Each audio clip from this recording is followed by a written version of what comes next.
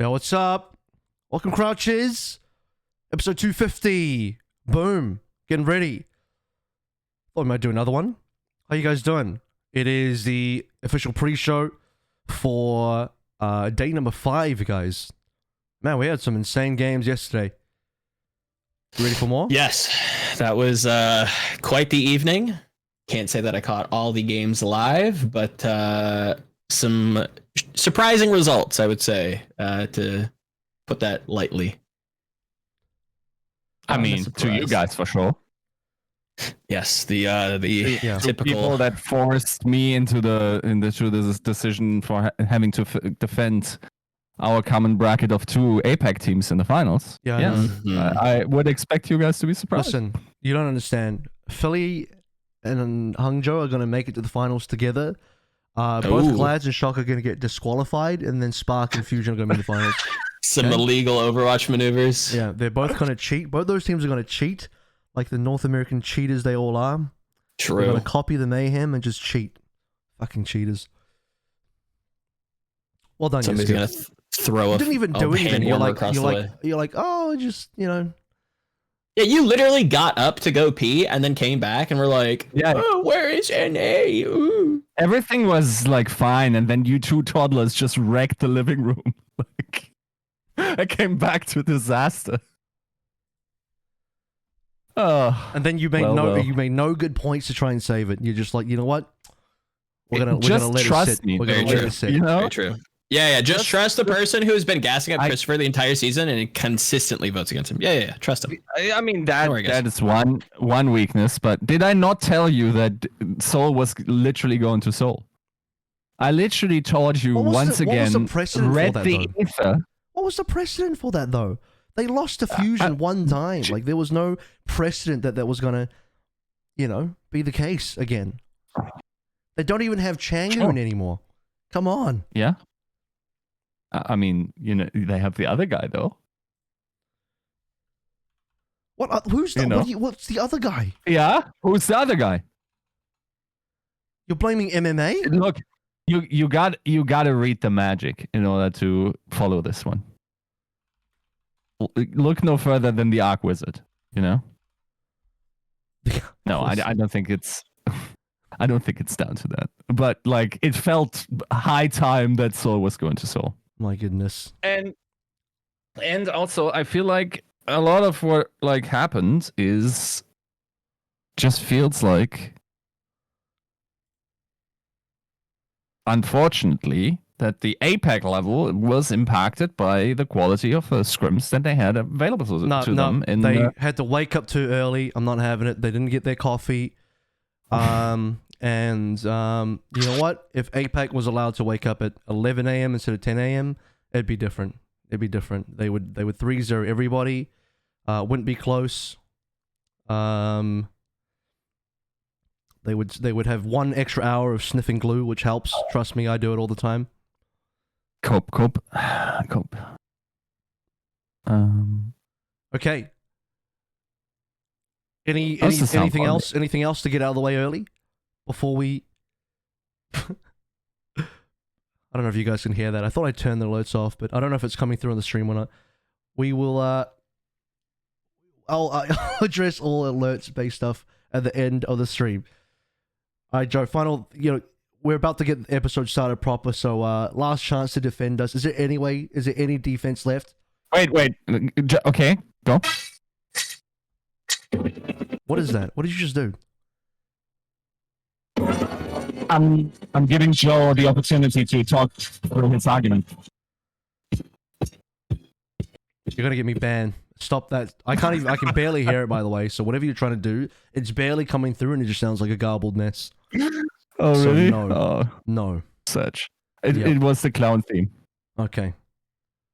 All right. Why is my sound quality so bad? I don't understand what's going on. I don't know. It's the music. It's not anything else. Anyway, while I figure this out, swear to God, All right, you know what? Let's get this shit started for real. We have limited time here. Obviously, the actual games are going to be starting soon. Soon being in like just under 2 hours time. And we've got a lot to get through. So episode 250, without further ado, brought to you by Aloe Vista Baby, Battlecrab, Refine Being, Brosbot, Bruja, Chare, Philadelphia is more of a stage 3 team anyway. Chris R34444, Cash 67, Lolshin, Porkchop Samming, Rex Zane, Volamel, Smooth Nuts, and Your Misery. YouTube members Ice Ham Jello, William Jesse, Vishman, Fire Element 6, AK, and Chris R. First thing on the docket is why don't we just get this one out of the way really quickly? Actually, even before that, Joe, announcements. Joe's muted. Are you muted, Joe? I can't hear you. Great timing. Joe died. Volamel's dead.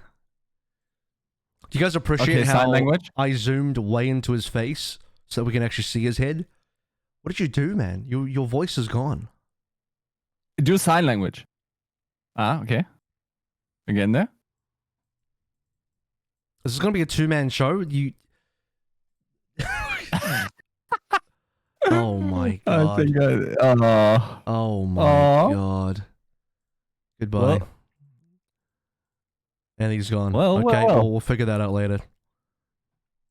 Let's do our bracket predictions now so I have a chance to outvote. Alright, do your bracket predictions right now then. Go on. APAC matches, every single one will go the NA way. Yikes. Anyway. When did you become such a simp, by the way? What happened to you? No, like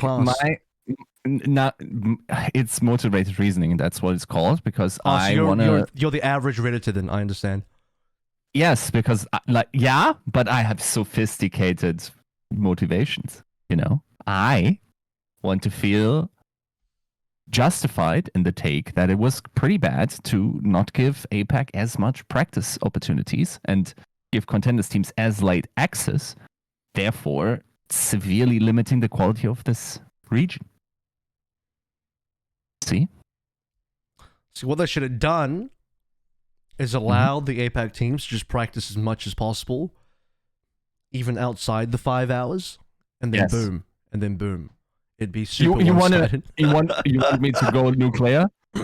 Dude, this is your moment. Joe's not here. Joe's not here to stop you. So if you want to just say it, you can have the floor.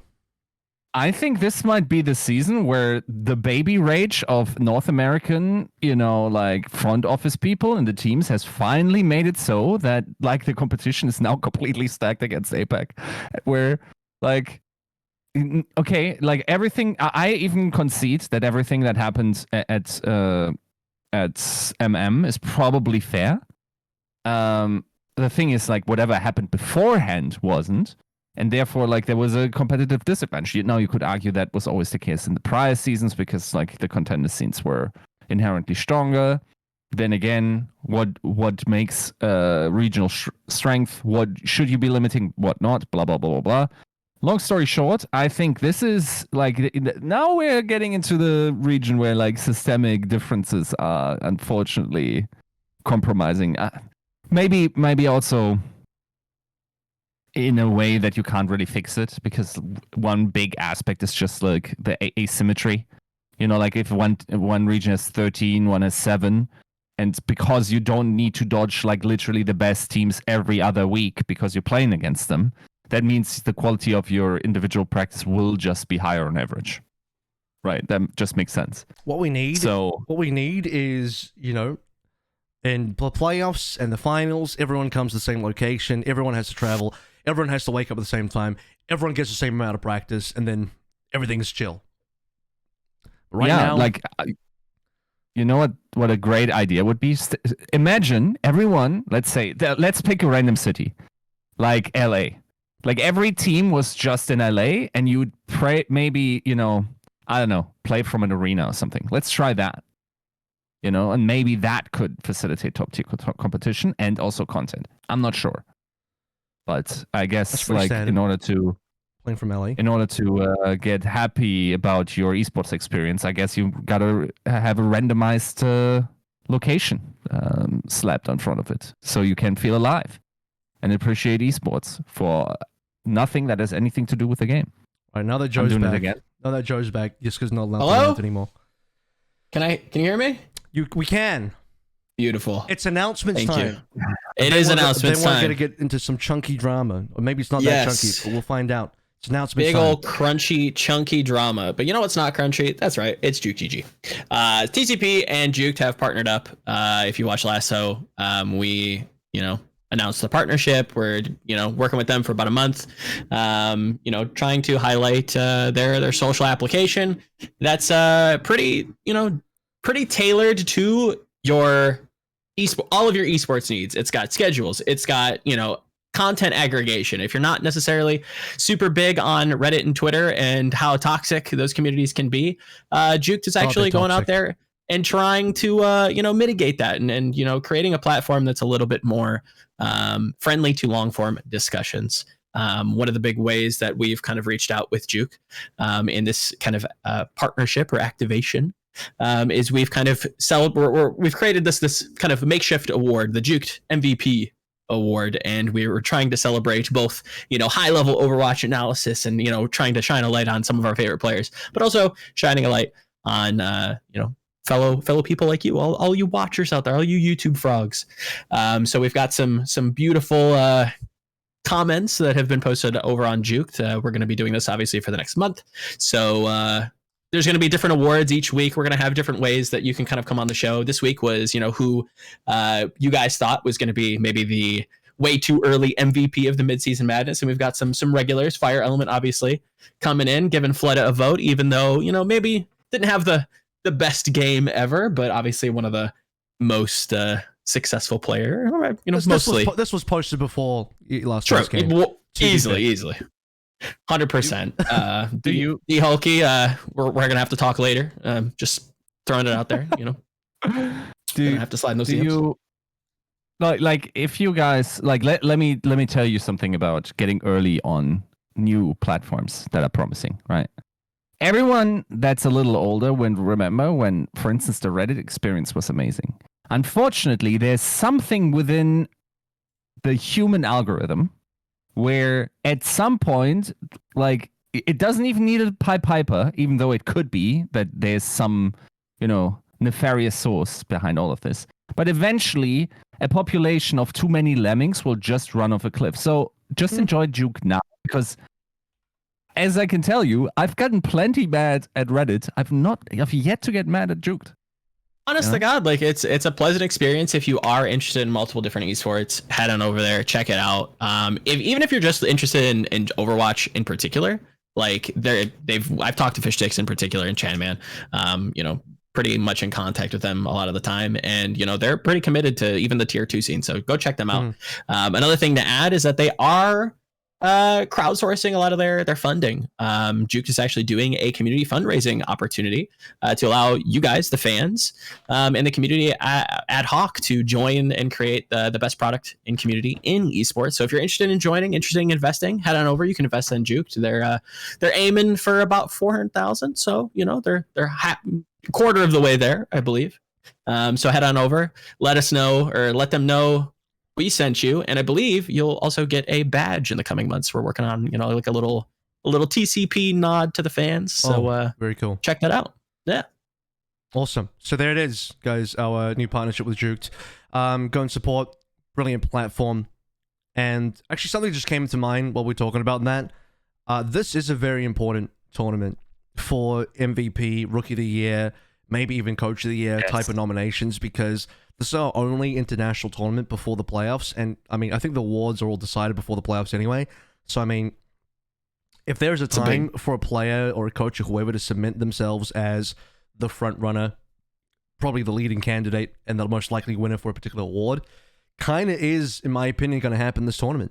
So, yeah, if you're Ryan or 100%. You're Proper, and you're in that winners bracket final, one of which will definitely be going to the grand finals. That's a big ass deal. If Reiner beats Proper, that's pretty big. If Proper beats Reiner, that's pretty big. Whoever comes out on top is going to have a pretty damn good time. Coaching as well. Gladiators about to make potentially a second final here. If they win back to back, you have to give the nod to Face. Everyone's probably thinking about Unter right now because he's kind of like the face of the team. Ironically, it's the face of the team, but no, the actual face is actually the head coach who's been with the Gladiator system the entire time. His first outing as head coach on the Gladiators after DP leaves, and they already have a title. Maybe you're looking for a second title. That's pretty insane. Shock as well. I mean, look, if Krusty can take a brand new team of almost entirely rookies, I think it's 6 rookies plus Violet, to a championship, that's insane. It's like a completely new team. And if Shock can be a championship title team again, I mean, it's unbelievable for Krusty's legacy. Even just looking throughout the other players as well, like Spark looked pretty good. They can make a bit of a run for it. They have Alpha E on the team, Zest and MN3 on the other side with Fusion, and they're playing against each other today. The winner of that game is going to carry a lot of weight moving forward, especially if a team like Spark can keep on going and maybe get a rematch versus Gladiators, maybe make it to the finals, who knows. Dragons, to keep their legacy going, need to really push forward, and you're at best now going to have probably one APAC team versus the loser of San Francisco and Gladiators in the lower bracket final. That's assuming that Atlanta don't just blow everybody through. That would be really crazy for Atlanta because, you know, they've had some interesting results over the course of the tourney. And they've, at moments, looked really good, looked really bad versus London, so it's still a hard team to read. Yeah, I mean, all the different players that are in conversation for whatever award that people think they should get, this is the tournament that I think is the most important for that kind of nomination. Yeah, it's a lot of weight, like you said. It's one of the only international events, and with the way that voting works, it closes pretty early before playoffs. So, yeah, would have to agree. Yeah, I think also you just got to consider, like, historically, and I'm not sure how they're handling it this year, but we are we're over halfway point of what is going to be considered by the time everyone has to cast their vote for season MVP. So I feel like that those thoughts and who you might put on the ballot are actually viable to sort of pre-formulate, because I feel like once you get to have to write down a name, you now have to parse through all the data again. I think like having like a mid-season MVP for you to like cross-check and then aggregate, helps you aggregate better by the time you actually have to cast them out. And don't even worry if you're interested in some of that. These next few weeks could be some content for you. This break that we're heading into, I think we're gonna do some fun stuff. So stay tuned if you're interested in that. All right. Well, keep an eye out. And by the time we get to the end of this tournament, that's going to be a very interesting conversation. But thought it would be worth bringing it up anyway, because it's something to think about now as we're getting through to the real business end of the tournament, and also the business end of what is our kind of only global tournament before we hit the playoffs, where by then it'll be too late to decide things like MVPs that will have already been decided. Drama of the week. Something happened, as it usually does. And I don't know, is it? I guess it is kind of drama. Let's just do it. Maybe. It's sHockWaived. It's sHockWaived being dropped by the Vancouver Titans. Today, we part ways with sHockWaived. We want to thank sHockWaived for his time and dedication throughout the season. We appreciate his passion and wish him nothing but the best moving forward. Wow. This one is, excuse the pun, pretty shocking. Like, I did not expect this. I think most people did not expect this. No, and it's bizarre. It is nuts to me that like somebody as talented as sHockWaived. I think we talked a little bit prior to the show. I don't know if we're going to get into the weeds of that discussion, but it does make sense in some context. But on like performance level wise, I feel like sHockWaived should be one of the best players on this team, right? Like Aspire's been an absolute standout, but like sHockWaived year by year has been impressive. No. Okay, last year he hasn't played, right? So but you can't really hold that against him. No, you can't. But like to say like he was nuts every year is also like you guys know that like I'm simping on the regular. Don't throw me into that. Hey, but that was Joe's comment. No, I'm saying like I'm not trying to badmouth sHockWaived, but realistically, unfortunately, we couldn't see his development much last year due to the visa situation. Couldn't really see it this year either. Definitely one of the better players at the start. Now he hasn't played since DPA took over, correct? Fact check me. Chat, fact check me. I don't think he has, and therefore I felt it was pretty telegraphed that this was coming. In my mind, the time I was running on that one, but also, and this is where here's my cold reading ability, right? I have zero internal information. It would not be challenging probably for me to find anything out, but I haven't done so yet. I expected it as much. I even made like a mental marker to talk to people in the know on this because... We'll just wait for Halo for now then, okay. It felt weird that like he wasn't playing because you would ideally think.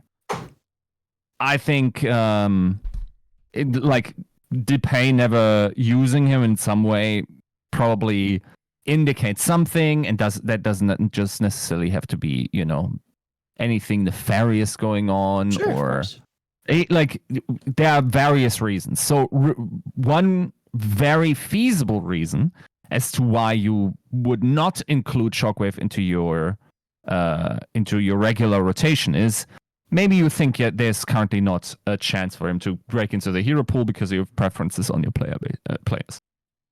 Otherwise, they have pretty big holes in their roster still. They don't have a main tank. They really desperately need a player that can cover the main tanks, right? Now, the problem is that probably their budget has been largely used up. I could easily see how sHockWaived, in order to attract sHockWaived, and sHockWaived then attracts other players, they probably had to make a pretty sizable move for him. Now, if I'm Depay coming in, looking at the payroll, maybe I want to try to free stuff up. Once again, I'm not hinting at anything here. This is just like how I would cold call people with the approach of that idea, right?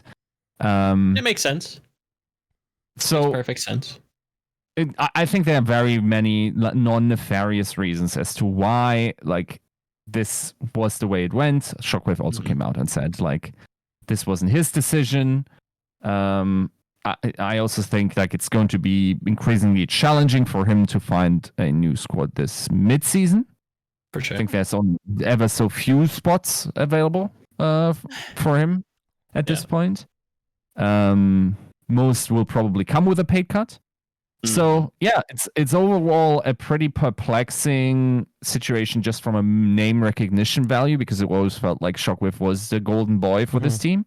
Yeah. But like if you don't like you got to be a serious coach at some point, and if you don't think that like you can work him into your system, I mean you now like if it's not sHockWave's call, Depay made that decision, then you live and die by this, right? Like if the replacement you have or the resource allocation that you now freed up through getting rid of sHockWaived doesn't convince, then you made probably not a great decision, and we can judge you on that, right?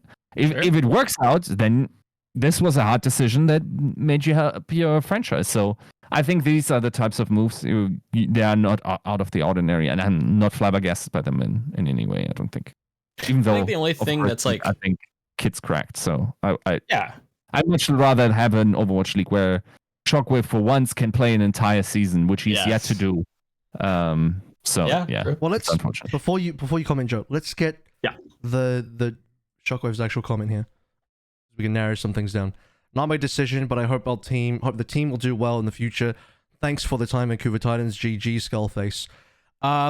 So, because there was some speculation that maybe he chose to leave the team, maybe he wasn't happy, maybe he was mentally out of it, blah, blah, blah, blah, blah. He's confirming that's not the case. He wanted to stay and play. It's not his call. So, yeah, this is a Titans staff decision. Somewhere between Justin, the GM, and Depay, the head coach. Somewhere in that mix, this happened. Could be for a number of different reasons. Yiska, you already mentioned... possibly making budget space, possibly, wasn't, I don't know, if you were to speculate, could be a reason where sHockWaived wasn't able to fit into Depay's plans or Justin's plans or be able to, I don't know. Yeah. Could have been an altercation as well. Bit of a Muse finale KDG situation. No one knows. It's impossible to say, really. Yeah. There's a metric fuck ton of reasons why you get rid of a player, but like there's at this point there's just no reason to assume anything of negative nature. That said, I will say like I think the Overwatch world is flipping out a little bit about this when I don't know. I wasn't particularly surprised after how this developed. I mean, I think it is surprising because I think in like one hand you can't really look at like how kind of woeful to play with the meme a little bit. You know, the Vancouver Titans have been since like fumbling the runaway bag. And then to see this, it's a little perplexing. And then to also, I know that both you and I, Yiska, talked to DePay not too long ago about, you know, him joining the team and like what, you know, if this was, you know, could we expect any kind of changes? Whereas he's going to kind of stay the course. And at the time, he seemed like he was pretty, you know, hell bent on, you know, sticking to things. If you change things up, then that only adds, you know, then you just have a different set of problems. Was the quote that, you know, stuck out to me.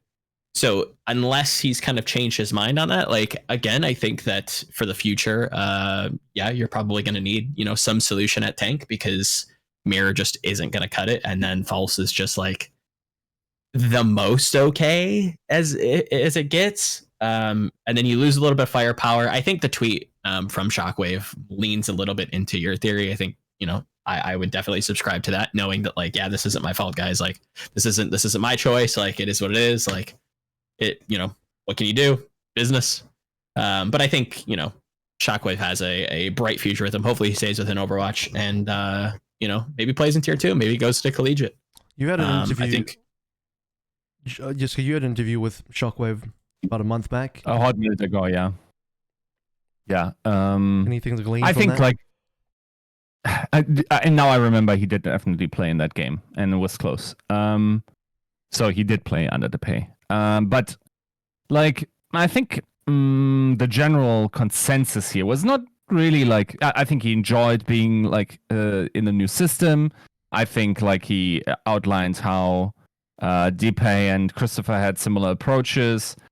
I think like the overwhelming energy I got was a general, you know, like dissatisfaction with the Overwatch ecosystem more so, you know, like not being able to heavily grind. Like that was someone that was very driven. You could tell that this was a kid that just wanted to sit down for 15 hours a day and just grind out.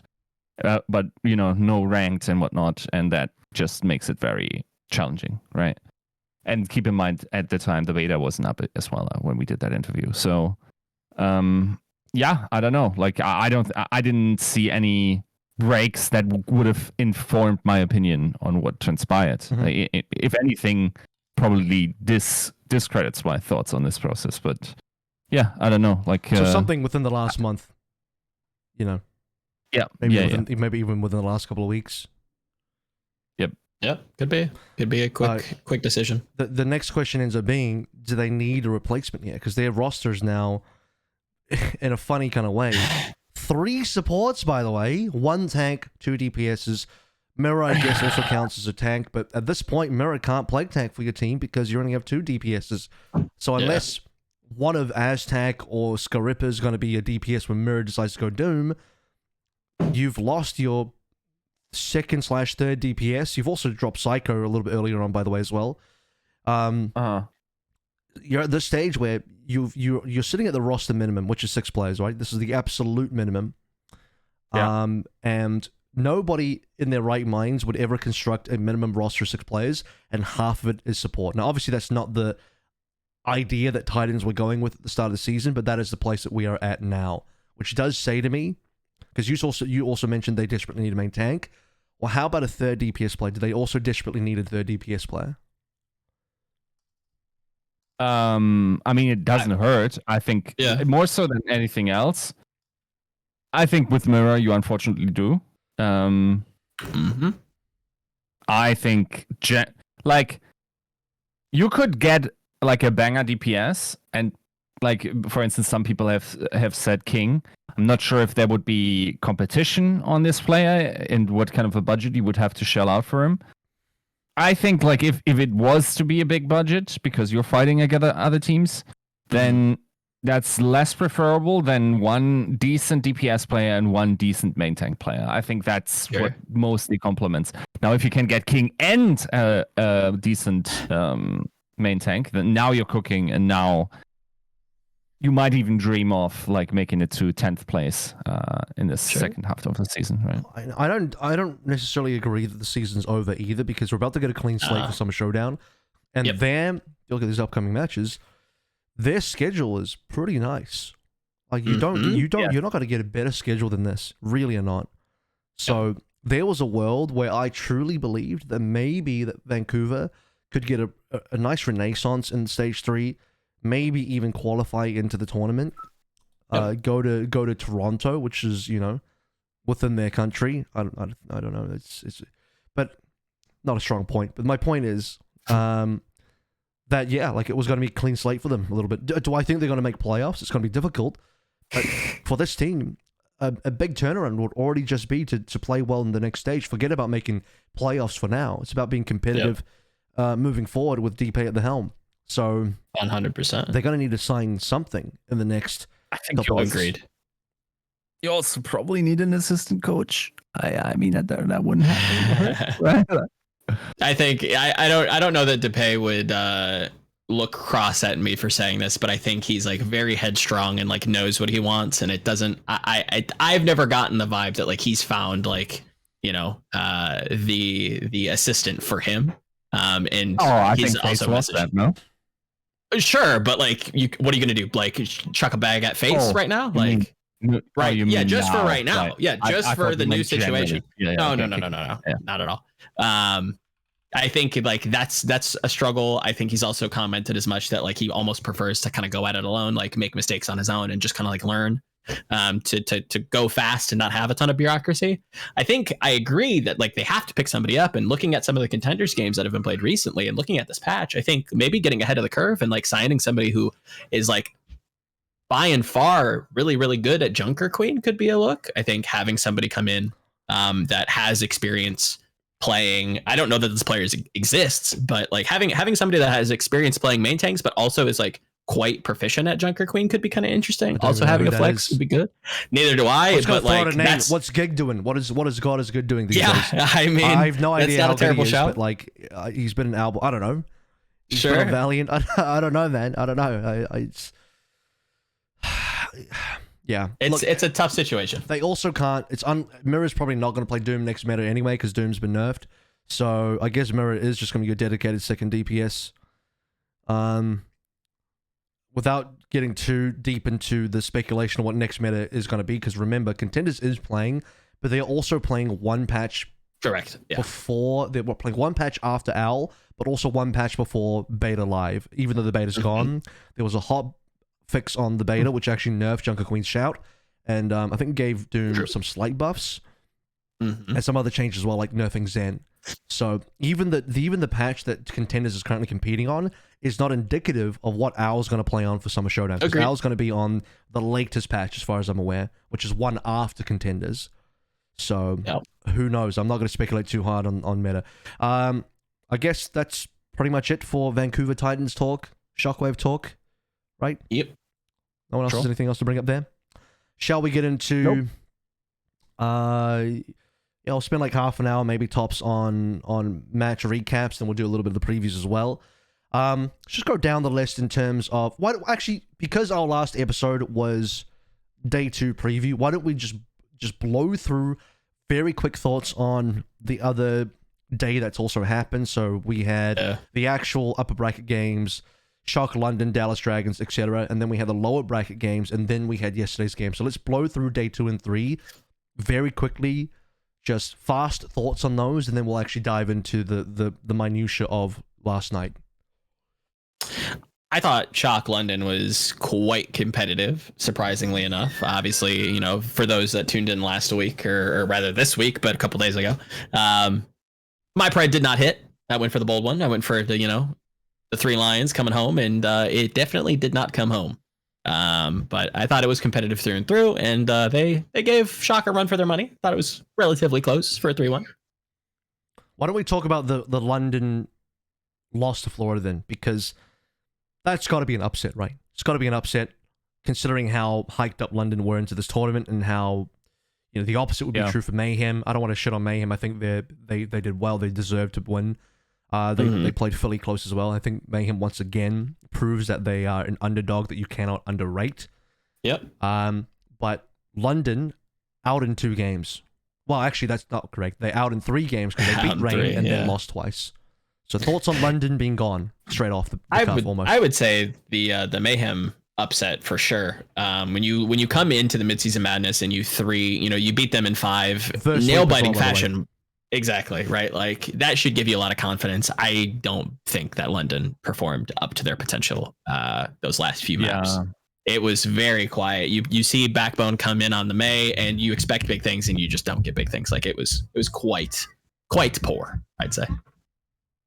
Yeah, that's unfortunately true. It felt like, I don't know, like, if you look at the team that just beat Atlanta and what Atlanta is currently able to do, you must feel like they, unfortunately, like, yes, no, transitive property doesn't work quite like that. And I think there's also something to be said about, like, how matchups shake out and, like, the bracket seeding determining a lot of the outcomes of this event. But at the same time, like, you look at the eye test and yeah, unfortunately, this team didn't play up to the level that they can play.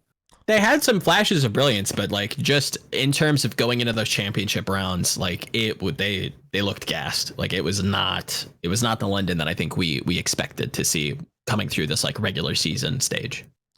Yeah. Speaking of which, let's talk about a team that did actually go out 0-2. They only played 2 games. Talking about the Dallas Fuel.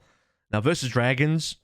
Yeah. Probably not the most unexpected game, considering Dragons actually played pretty reasonable here. Mm-hmm. Dallas, I mean, even coming back from the regular season, the qualifiers started to already look a bit shaky towards the end there. Circuit Royale, I think, was one of the more comprehensive, looks from Dragons just beating Dallas and where the gaps were. Lip seriously outplayed Gorilla there. And we'll talk more about the Dragons in terms of their performance a little bit later on versus the Shock. But currently, that was a pretty unfortunate game for the Dallas Fuel.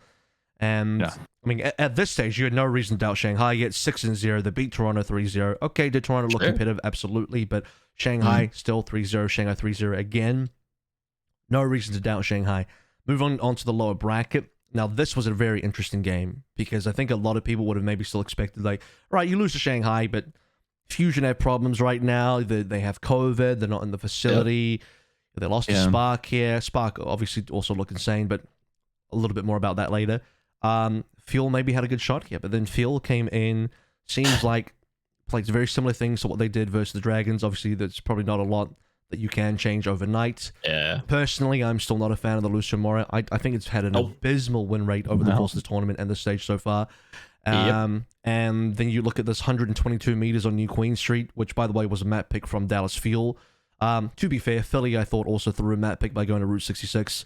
They won that, though, and I think this was the key map, right? Kings Road looked good. Dallas came back. 1 minute, full completion of Kings Road. Nutty, Sparkle carried. But then what the hell happened the next 2 maps? Like, something... This Dallas Fuel that had played between Kings Road and Route 66, completely different team. Yeah, I mean, I'll give Yiska a lot of, crap.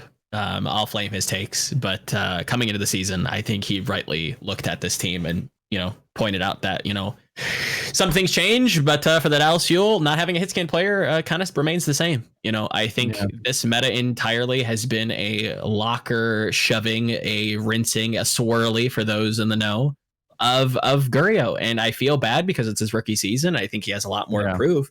But the fact that they are leaning back into like this Lucio Moira, like kind of like all in style, it doesn't signal a lot of strength in the meta. I don't think they have a good grasp on things. Looking at the matchup as it shook out, coming into the Philly game, like I was genuinely impressed with Philly.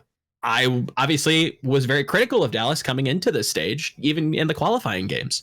Like, this didn't surprise me, but I can understand how it would surprise a lot of people just because of how, Dallas can just kind of will some things together, can get it across the line. Rush obviously is a very good coach, but in terms of styles, in terms of what is played right now and what is considered good right now, it seemed like Philly had a lock on this. Yeah. I once again have to get on that point because, like, if I don't make it in these situations, then nobody's ever going to believe me until the next time it rolls around, right? But like the point that we made about Justice not finding the specific or the good metas for them, and that a lot of what determines which team is good and then great being like hitting the right matters for you is manifested right now in the Dallas Fuel. Because last year, the old pony trick of like Lucio Moira worked to a decent degree until it didn't in the season playoffs, right? And then you just suck. That's unfortunate. Summer Showdown as well. Got exposed there. Yeah, for sure. So, like, either whatever is in the fabric of your team works at that time, which is unfortunately completely random. And to a degree, yes, you can force metas by, like, the thing that you're very good at being played above average and therefore making it seem like it's the only, you know, like, Nash equilibrium, meaning, like, perfect play Overwatch. Perfect, like, you know, AI interpretation of the balance states of the game, which never is, right? But like you can get a couple of percentage points of how good a comp is by individual performances. Unfortunately, this is a head scan meta through and through, and like it's been the whole year. It has been the whole year, and therefore it has also never been like a meta state where the Dallas Fuel looked like they could win a championship. I would say that Zarya gave them a lot of room to work with in the kickoff clash. Like, Harm and Zarya really took off with them. Not only that, but it was a Zarya Reaper meta, and Reaper has been shown to be one of the better heroes for Edison. And they didn't have to rely on, when I say hit scans, talking about like the Widowmaker type of heroes, they didn't have to rely on that. Sojin is a lot more... We're going to compare Soldier 76 to Sojin. Although I say we've had a hit scan meta the entire year, because Soldier 76 was pretty busted in kickoff clash. Not as precision focused as Sojin is currently, which is why you're seeing more of a hit scan gap in the second stage now, Midseason Madness, than we did in kickoff clash. So, not being able to run Han and Zarya, being forced to play in a Sojin meta where it's pretty clear where some of the gaps are, these are the things that I think are really affecting the Dallas Fuel. So, I don't buy the whole like, oh, you know, they just weren't coordinated. When they were coordinated, they were winning. It's like, no, it's very matchup specific. You'll notice that they're much more coordinated in matchups where they can get away with Lucio Moira when Edison gets to get away with playing the Reaper. And then lo and behold, that doesn't work on other maps. It's not a coordination issue. That's a team composition difference for me. Yep. So, and like it's not even, I don't even chalk it up to just Sojourn. I think that like people will jump to like, oh well, everybody's playing so much Sojourn, like why can't Guerrero just play Sojourn? Like, we're also seeing other picks come in and actually be quite successful. Obviously APAC coming in with Ashe. It's, you know, a little bit more map specific, sure, but like, we're also not seeing that either.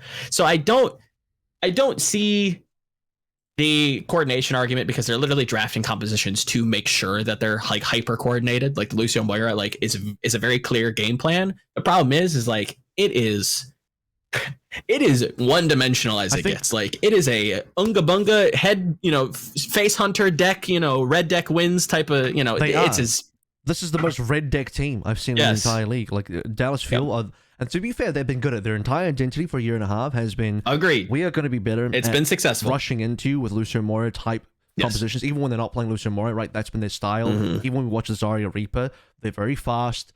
They're very quickly able to capitalize on top of your team and just collapse on top of you. That's been their strength for about a year and a half. But in a sort of situation where Sojin's first pick ability with the rails and everything like that, it makes such a humongous difference. And then you get to play maps where sniping does matter. I mean, forget about Route 66 here, but what about the circuit rail from Shanghai versus Dallas? I mean, that was a very clear game in terms of where the differences were. These things get revealed. Very quickly now, let's just, because I do want to actually get into yesterday's recap. We're not going to get bogged down too long with this. Soul also went out in 2. Now, part of me thinks, okay, well, maybe the writing was already on the wall, considering they did lose the Fusion, and then they lost the Spark. But then I think the coping was like, yeah, but Fusion were playing out of their minds. MN3 was extremely good. He was. Spark are playing out of their minds, and Shy and Alpha E are just too good. They are. The Seoul Dynasty also have a history of beating those teams, and then they don't. And I think obviously after losing to Atlanta, you're like, well, okay, well, Seoul is just done here. But, man, even if Seoul beat Atlanta, I think this would have been really upsetting for Seoul, because this is a team that's the defending champion from the APAC side at kickoff clash. Atlanta just got wrenched by the London Spitfire. Like, that shit wasn't close. I casted both these games. Atlanta got wrecked by London, right? This is a team that Seoul should not have had issues with, and yet you know, the Atlanta lower bracket buff seems to come in again. Seoul, they're not popping off as hard as you'd usually expect. Prophet's trying his hardest. Stalker, to his credit, did really well in the maps that he was in. Fitz was very underwhelming. And the backline were good at moments, but not as insane as they had been in the regular season. So Seoul Dynasty came in very cold this tournament. They played a lot of Smurf Zarya as well. And while, you know, look, I'll be the first person to say that Smurf is the joke, like he is the jack of all trades on tanks so far. I hate that that's a term now, by the way. Joke. It is, but it doesn't mean that I think that he should just play Zarya everywhere. Like, it is a matchup specific thing. Because I think there's like, people get confused because I'm like, yeah, Smurf's the most flexible tank, you can just play it all. And then I'm out also there saying like, man, Smurf should get off the Zarya. It sounds like a contradiction, but people don't get that the matchups do matter. Like, your picks on specific maps do matter. And so, like, it's the whole Ashe conversation as well. Like, people are saying, like, oh, AVRL thinks Ashe is the best hero now. It's like, on certain matchups, on certain maps, yes. That doesn't mean I think she should get played everywhere. Because I was criticizing Stalker for playing Ashe on Lee's Young Nightmark and all that kind of stuff. I'm like, and just playing a lot of non-Sojourn overall. And people were like, oh, I thought you said Ashe was better. It's like, not 100% of the time. Ashe is better in certain situations. For example, on New Queen Street, you definitely should probably play an Ashe over Sojourn, in my opinion. Maps like Dorado, the escort maps, you know, the heavy hit scan snipers are, in my opinion, definitely better. You know, in certain parts, like Kings Row A, I think Ashe is pretty reasonable as well. There are certain parts of different maps where Ashe is favorable. Doesn't mean I think you should play Ashe everywhere, which is why I was annoyed that Stalker started on that. And then you had the whole Prophet Cassie, which probably shouldn't have. Like, I actually wanted them to lose it. When I saw that, I was like, bro, you just need to lose. I hope Soul just lose right now, because this is an awful call to make. It was so many heroes, like, across the board. Like, I'd be interested in like the stats on like how often they were swapping heroes, because Smurf played Zarya, Winston, Doomfist, what else, Wrecking Ball, Prophet, and Stalker also swapped on and off with the Tracer and the Genji and the Ashe and the Sojourn, and then Fitz comes in. Like, this team was all over the place. Like, yeah, we get it, you're flexible, but like, I have to wonder if that like didn't help matters, right? Like, it seemed like we were trying to do a little bit too much when Atlanta comes out. Shows like a Lucio Moira look. Is like that coordinated, like, yeah, this might be a bad decision, but if we all do it together, like, it's very coordinated. Credit, you know, to, you know, what we were talking about with the Dallas Fuel, but that was just all over the place. And then not to see like up to the level of performance you would expect out of somebody like Fitz, out of somebody like Prophet, like some flashes of brilliance, but it just wasn't all there. Wasn't all there. So super disappointing for Seoul. Yeah, I mean, I think people have to definitely understand that this is a major underperformance from Seoul. There are like some really cringy NA fans out there that are like, oh, they suck. You know, this was expected. You know, like as if this was always the case. Like, Seoul were obviously like fucking garbage, and obviously like every APAC team was just gonna lose straight. I don't know. It's just so disingenuous. You have to understand where teams overperform and underperform. You can't tell me that the team that just got roasted by the London Spitfire were expected to beat the Seoul Dynasty. There's no shot that you expected that. Like, you're fucking lying. You are lying through your fucking teeth if that's what you said was going to happen. No one predicted this game. Only the hardcore Rain fans would have ever predicted this game, and out of pure loyalty. These are all just like salty people who like missed on their pick'ems because of X or Y, and then are just like, oh yes, we always do that show with APAC sucks, lol, Zarya, lol. Like, guys, come on, please. Like, go back, watch some of these games. Go back and watch the finals against Shanghai. Like, Prophet and Stalker individually, like, have been some of the best performers in like all of Overwatch League this season. It would be as disingenuous as saying like, oh, of course London were gonna fucking lose to Mayhem, you dumbass. Why did you think London was gonna be? That would be equally as disingenuous. Upsets are upsets for a reason. No one expected London to get reverse swept by Mayhem. No one really expected Seoul to lose to Rain. Like, these were huge upsets, right? Yeah. It is pretty crazy. It opens up some cool storylines, like Atlanta again.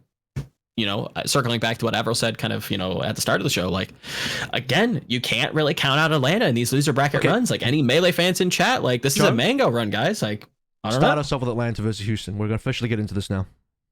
Sure. I mean, this was This doesn't surprise me. I think Houston got pretty far, all things considered. You know, that Toronto game, while it was always Houstonable, you know what Houston's going to play. You know exactly what to expect. Every single map, at least London, can be a little bit more flexible. Whereas, like, if it's not Escort, you're going to get Doomfist.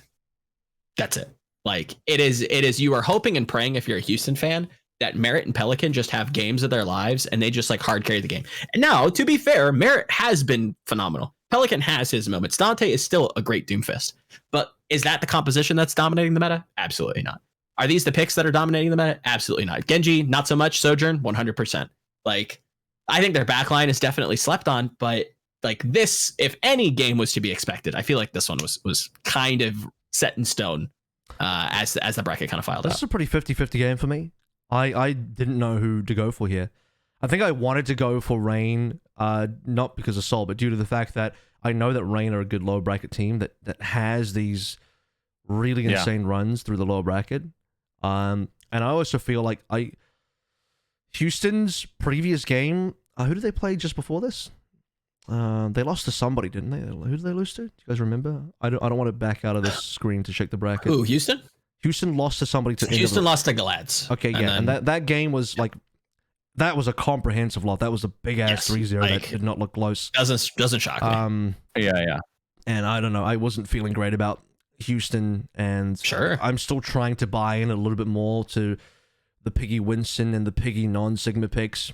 The whole Dante Piggy situation is like, by the way, that's like an advanced form of false and mirror from the Vancouver Titans, right? It's like that, but like it actually kind of works, right? Mm-hmm. So you know how there's like, you know, in the world, in real life, you have people that are called functioning alcoholics.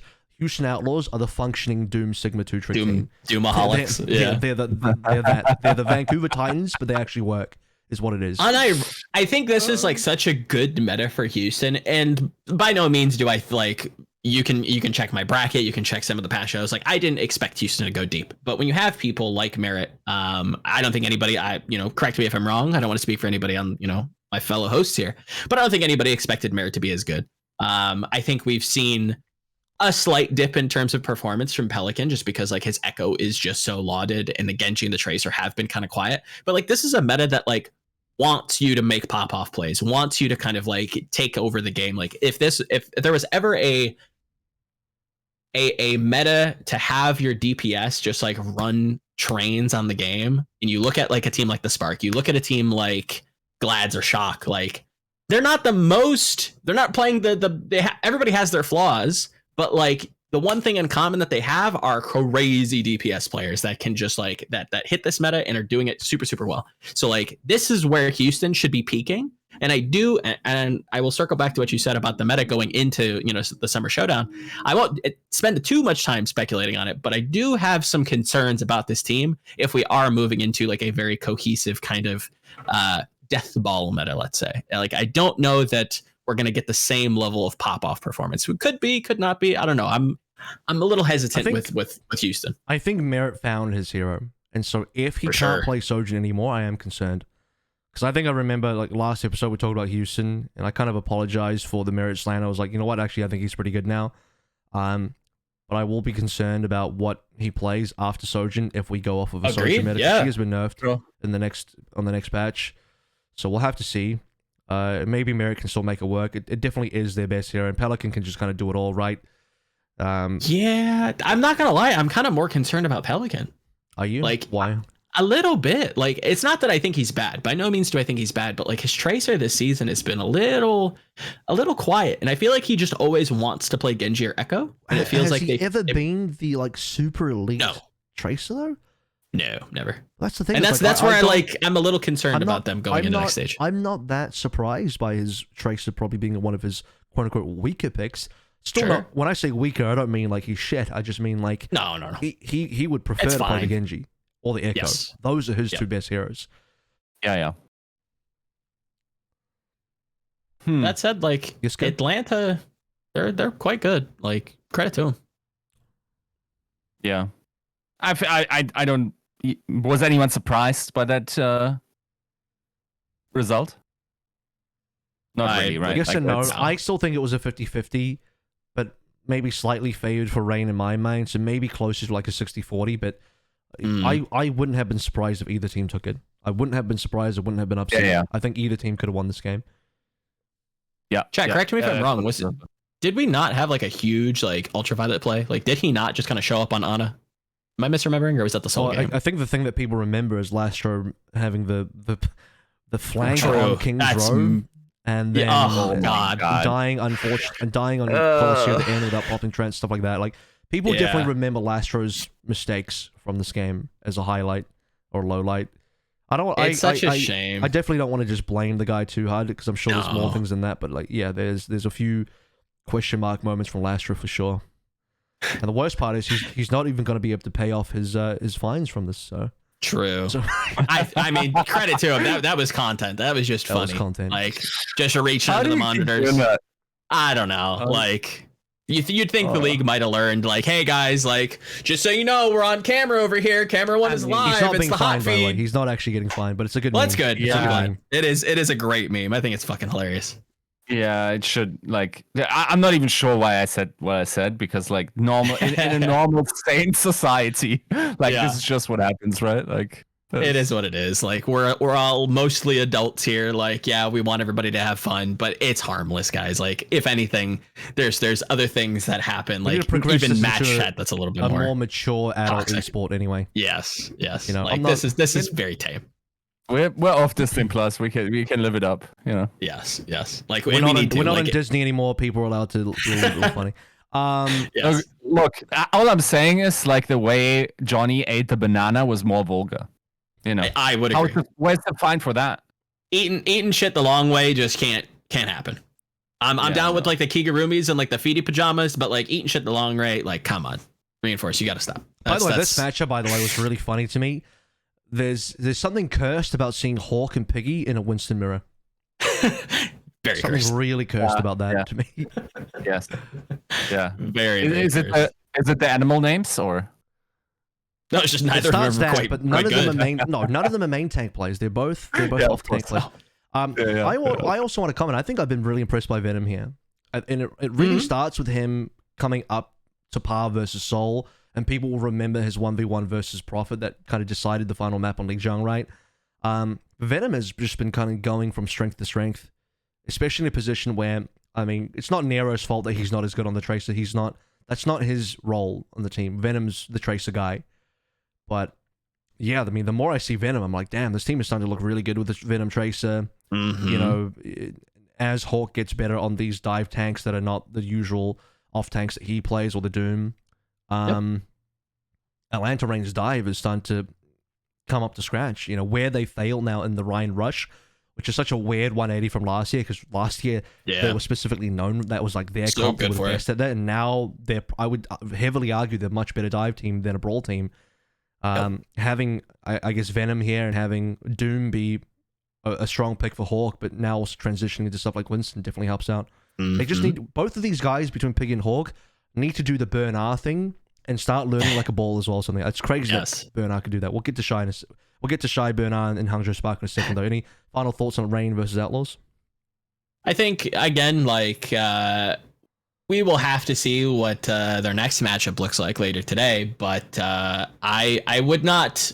I think I can say confidently that Atlanta Rain are a lock for playoffs. I think like next meta should be really good. I think, you know, not necessarily banking on speedily, but having that in your back pocket's always phenomenal. And having Hawk, you know, spend a little bit more time learning some of these tanks and officials is fantastic for the longevity of this team.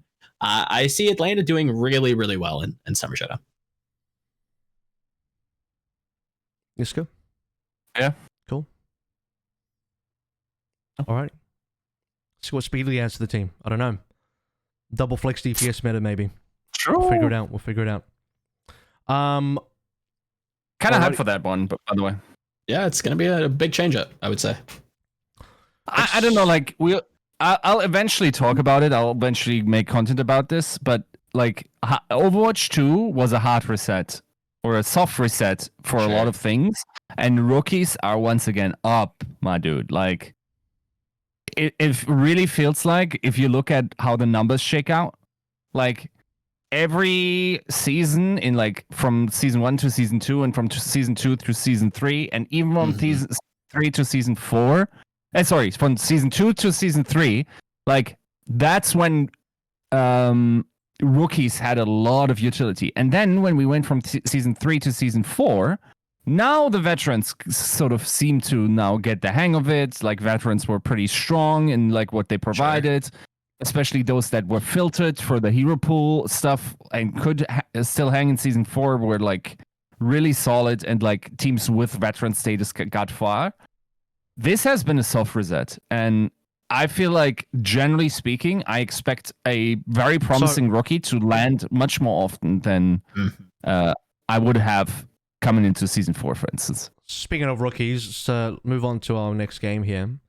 Fusion versus Mayhem, of which there are 7 rookies in this lobby alone. Only 3 veteran players. And one of them was pretty much permabench last year as a joke main tank replacement for OG when he took his mental vacation. And also Exy, who didn't play last year at all. So, and AimGod, who wasn't here. So we have 3 veterans, of which Checkmate had the most game time, which was almost none. But anyway, this game on offer rolls, Fusion Mayhem. This game, I'm still like, I know this is weird to say for like the Fusion, copium huffers, because they have been like so wishy-washy this season. But like, I think this LAN performance, I guess they're not on LAN either, but like, I think it's fair to call this like an offline game. I've been very impressed by Fusion like as a whole. I think Fixa in general has been kind of quiet, but he also plays main support. So like, how often do you have an opportunity to kind of flex a little bit? But I think AimGod's dealt with Tracers incredibly well. I think this game's a great example of that. Obviously, I don't need to really speak on MN3 and Zest. I think Zest has been like stepped up big in this game in particular. I think you could probably leverage some criticisms in some of Philly's other games that he was kind of quiet, but I think he stepped up big here. And Bellis Ria, I feel like is slowly becoming the star for this team. I feel like his ball is nuts. I think they play around it well too. Like he's just kind of autonomous, running around doing crazy shit, like calling dives and stuff, and the team's always there. And then you have MN3 as like a +2 player on escort. Like that's a lock. Like Fusion's a scary team. Fusion's dangerous. Well, we know that Fusion's peaks are very high. I mean, we've seen the Fusion peaks. Unfortunately, their lows have been pretty low as well, but their peaks are exceptionally high. When the cylinders are firing, when the rookies aren't nervous, when they're sort of able to play their comfortable heroes. I mean, the ball has been Bellis Ria's best hero by far. And I think he didn't really get much of a... correct me if I'm wrong. He didn't really get much of a chance to play in a kickoff clash. It wasn't really much of a ball meta. Ball is a lot more playable now. Like, way more playable than I actually thought. I even gave it credit for. So, it really just comes down to people giving ball more of a chance, I suppose. It's a better look from the Philadelphia Fusion. Both these teams have an interesting story because I would say that both Mayhem and Fusion are well overperforming expectations for this tournament. In the sense that I honestly didn't expect much from the Fusion, given that they had gone pretty 50-50 in the regular season qualifiers. You could argue that if they didn't have the extra tournament points from kickoff, they probably wouldn't even be here. Yes, they did have that insane performance versus Seoul, which was great to see. But then they all got COVID, and then they have the issue where they can't play in their facility. They're not in the same room. That always really impacts performance. And obviously they're sick. They're actually fucking sick because they have COVID. I wasn't expecting much. I thought Fusion would struggle this tournament. Mayhem as well, wasn't expecting a lot. I thought they were one of the weaker teams from NA coming into this. I think most people would agree. And both teams really surprised. Both played, to large their potential. The reverse sweep from Florida versus London. Impressive. You can't take that away from Philly them. beating the teams that they beat. I'm forgetting who they beat. They beat some teams. They beat Dallas, actually. Which is really, which was unfortunate with Dallas, but really cool from the Fusion. Once again, you actually had, by the way, after this particular game, you had Kai tweeting out like, MN3 and Zest are unreal or something like that. He said they were crazy. They really were. Like, this is one of the few matches, I think we have this conversation before recording, this is one of the few matches where I feel like both MN3 and Zest popped off at the same time, because usually it's one of them and the other one's quiet. This was like vintage, like early season Philly, where it's like you come out and like Zest is on the Genji and he's like just getting +2s, like he's trading up, like he's getting a ton of value with his dashes, just assassinating motherfuckers. Like it was impressive. Like, oh shit, okay, I see what everybody was hyped about with Zest, and like M3's kind of come into his own now. And it felt like in these qualifying games, Zest kind of took a step back, but this game in particular was a big one. I think they both were very much alive in this deep game. But to comment, now that we have it on screen, I'm kind of over the Florida Mayhem in the brawl. Like someone is just out there. He's just doing things, swinging stuff, doing charges. Like they don't feel like super coordinated. I thought this in particular, the Kings Row A macro here was just like very confusing. When you have swap priority like this, like it was rough. I feel like Mayhem play this to try and this is one of those moments where like let's test out how prepared Fusion and the APAC region are for Rhine Brawl. Right? It's one of those kind of moments because someone is also a flexible enough player that he's like, yep, I can play the Ryan, I can play everything you want. You have RuPaul and Animal that can Animo that can just do this kind of stuff as well. Checkmate can play Trace, whatever. They can play all the things they need. Obviously, there's no May here for those people that might be confused. Like, well, they're not playing the May. Well, they're obviously not going to do that versus a dive team. But you're not wrong. I feel like Florida do not look as look polished on this comp. Not at all. And I criticize them in the Houston game for being way too individualistic in their playstyle in terms of individual players trying to do too much of their own thing.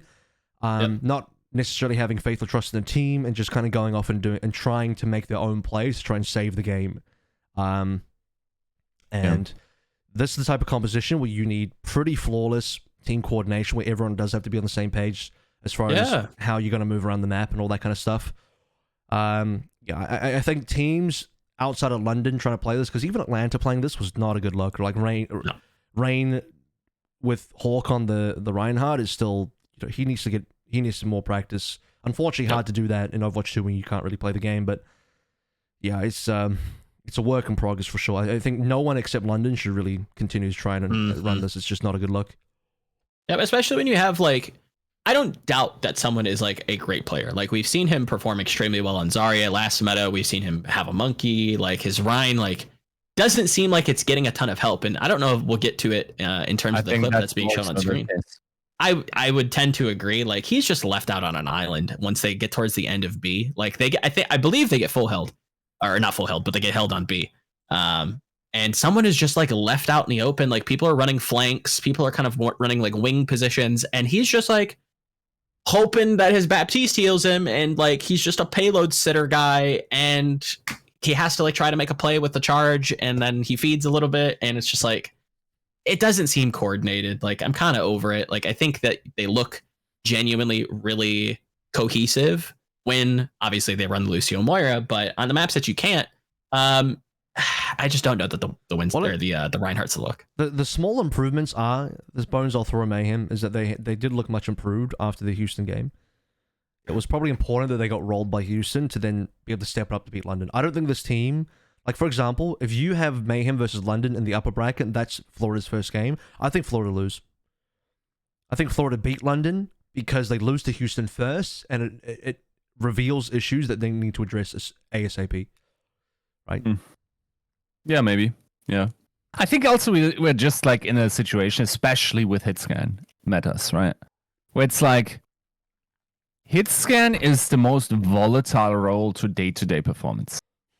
It's like, you know, like how in CS, like a player, like literally the in-game leader can just hit the golden ratio of aim and just like drop 30 on your head. Right. Yeah, don't they have like a specific role for like fragging IGLs where it's just like, yo, that's like the golden goose. Like if you can get somebody that can actually play call and like frag out, like that's no, that's not what I mean. What I mean is you can have like a 5 kills average per day per match IGL. That's just a big brainer that you therefore have on your team.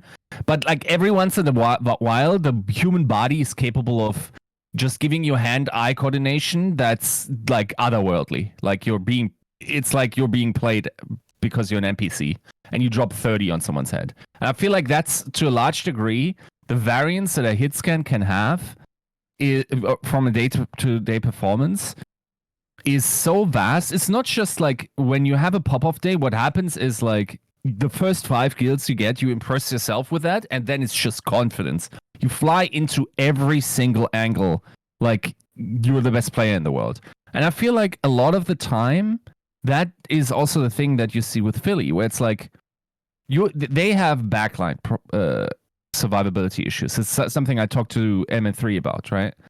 Now, you don't have backline survivability issues if your DPS just kill the opponent first and you're proactive. But that confidence comes from having the first 5 kills be otherworldly and then realizing you have a great aim day, right? And I feel like that's why we see a lot of volatility in like teams that are sort of evenly matched and even maybe like 1 tier separated, or maybe even 2, where it's like if you're on, and you have a chance to, you know, like strike upwards in metas whenever like something like Sojourn works. Because like you can just have the right click moments where you just take over a fight, right? Like sure, yeah. If I think back yesterday to like this proper moment on what was it? I had like a 5K, right? Yeah, Sojourn Circuit. Set a few. Circuit, yes.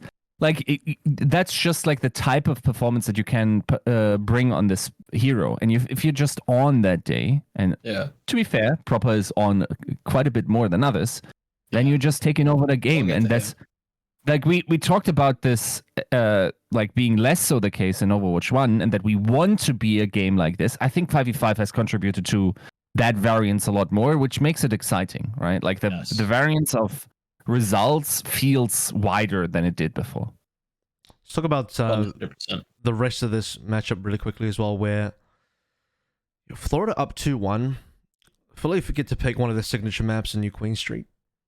And Florida have this kind of read compositionally that they want to hard counter the ball with a Sombra and just kind of dive. Now, this works for a reasonable amount of few minutes, maybe the first 50% of the game, even if I want to be generous. But I think eventually you have this kind of classic Philly thing where their dive takes over. The Sombra is, well, Sombra does as Sombra does, which is not a very good hero, to be honest with you. You are taking a huge risk playing Sombra every time you try. I respect that they want to go for this ball counter, but that's a very one-dimensional way to try and win.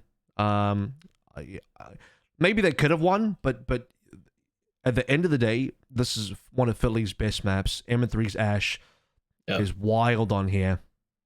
Zest Tracer stealing payloads again. Illustria Ball so good here. I mean, this is a quintessential Philadelphia Fusion map. And, you know, I think this is classic Fusion coming on in, and they had the overall stronger base strategy that was more difficult to beat. I have to credit Florida for at least, I think, having an attempt at trying to read what Fusion were going to do here to make a bit of a hard counterplay, whereas I feel like Dallas just picked this map, went here, forced the Lucio Mora again because this is a reasonable Lucio Mora map, and just tried to play this with very little consideration to why Fusion would want to go here if they had the map choice to go here instead, which they didn't, but Dallas kind of did it for them. So Florida tried something. Credit to them for trying, but yeah, no, I just don't think you really can beat Fusion here without being able to beat their dive. Yep. I think like you need, I don't hate Sombra inherently. I just hate the way that it's been used. I think like to Yiska's point, to kind of touch on like how much we have to kind of soft reset things. I think teams hopefully will, and I'm speaking out of school here because obviously it's not my job to like study this game, but I feel pretty strongly in saying that Sombra is like a very slow hero. Like you don't have a ton of time to punish them or have these like big punish windows like you used to. So I think like drafting, big bunny ears for audio listeners, drafting Sombra in like really fast style compositions, or like having these like double flex, or like it's not clear like what pace you want to play as the Mayhem.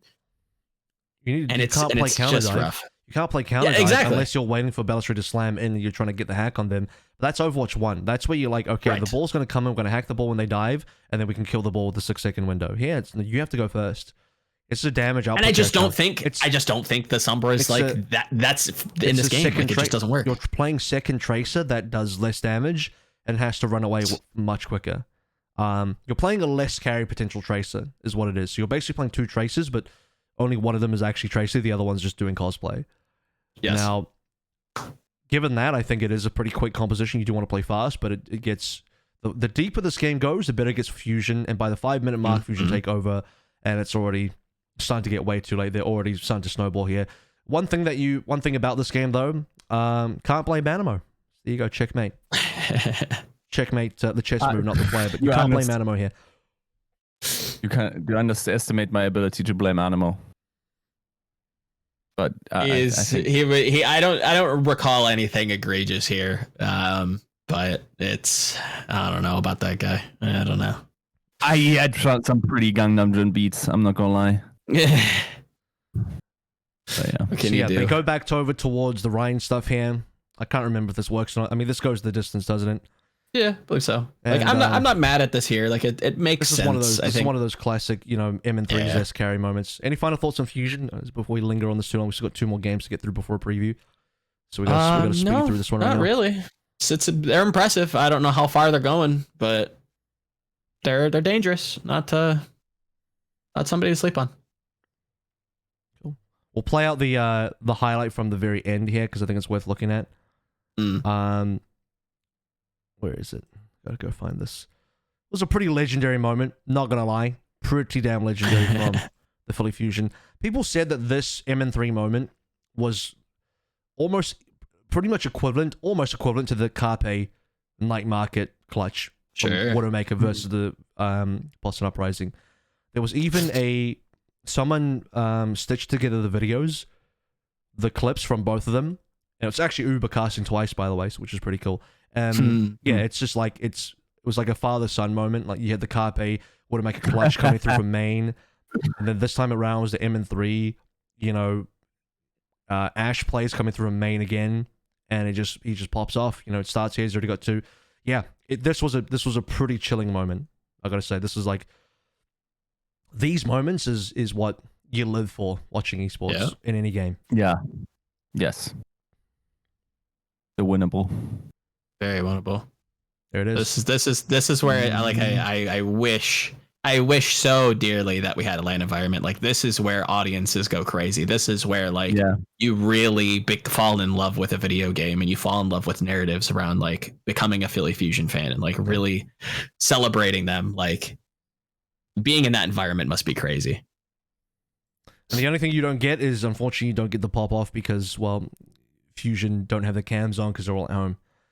Yeah. So other than that, really cool. Okay, let's move on to the match of the day, man. Holy shit, this was a good game.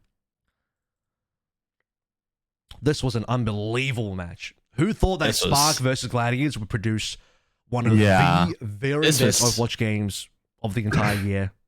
Yeah. I don't even know if I want to say all time just yet. This is in the top tier of games of all time, really. I don't know if it's the number 1, but it's up there. It's on the list. It's on the short list of best Overwatch games of all time. Oh yeah. 100%. And I can't help but echo that sentiment where you look at yesterday's schedule and it's just like, oh yeah, like I'm really looking for, Shock and Dragons. That should be a banger. Spark, they're kind of wishy-washy. Glad should kind of like rinse them out. No big deal. Like, yeah, Shy and Alpha, you're great, but it's Spark, we've seen them, but boy howdy was that just flip-flopped. It's nuts. Sparker on a different level. How do you guys look at these 2 teams now after seeing this performance? I think we can't the 2 best teams, maybe almost. We're still going to talk about Shock in a second. So, for Gladiators, but like Hangzhou is too inconsistent for me to go there. Like they if they can deliver this consistently, and of course, like we will have to talk about this in the pred, but like like they're not on top of APAC, right? And they it's not like they're currently form. They're currently the best APAC team as of right now. Sure. As of this exact in terms of form, just like number wise, yeah. I don't know. I feel like this is. Yeah, they gotta convince me a little bit more. But I will say, like, this is just an insanely stacked roster, right? Like, and once again, like in a meta like this, if your DPS are on fire, you just take over games, right? Yeah, you are feasting. And like Shy and Alpha Yi, like we saw some flashes of brilliance earlier on in the tournament, but this game was something different. Both DPS just having games of their lives. I thought, Alpha Yi's Tracer in general coming into the season was like, okay, it was pretty good. But like it was the Echo, it was the flex supports. But this has been a big eye opener in terms of his Tracer performance. Like you have to kind of put this on his resume as one of his better heroes. Like this is dangerous. I remember after this map, I called that Shu had double-digit deaths or something like that. And he was the only player on double-digit deaths. And so they were focusing the fuck out of Shu. He also wasn't on Ana, and I felt like the Ana would have helped them in this matchup versus the ball. Sure. And also being able to give nanos to Patty and Reiner. I think BAP doesn't do a lot for this team in terms of... I think BAP and Brig together is pretty strong. Like, yeah, Shu and Skewed can be kind of difficult to kill, at least in theory. I say in theory because Shu ended up getting destroyed anyway. So that didn't end up working out the way that Gladiators wanted. I don't know. I'm not trying to single out Shu as the problem here, but I think the Spark did a great job of dismantling the backline. Whereas part of the thing for me about Gladiators' quote-unquote comeback in the series, because they had to win 2 in a row at the end, was the substitution of Funny Astro, which we can get into in a second. But map 2, shit, what was map 2 again? Map 2, they played Midtown. Okay, Midtown is a really weird experience for me, because on one hand, I'm like, bro, Hangzhou Spark doing some crazy shit. Alpha Yi's playing out of his mind. He had that insane, like, dupe pulse bomb, iframe moment, outplaying Patty, and then he had the vertical pulse bomb stick on Skewed, all those kind of moments.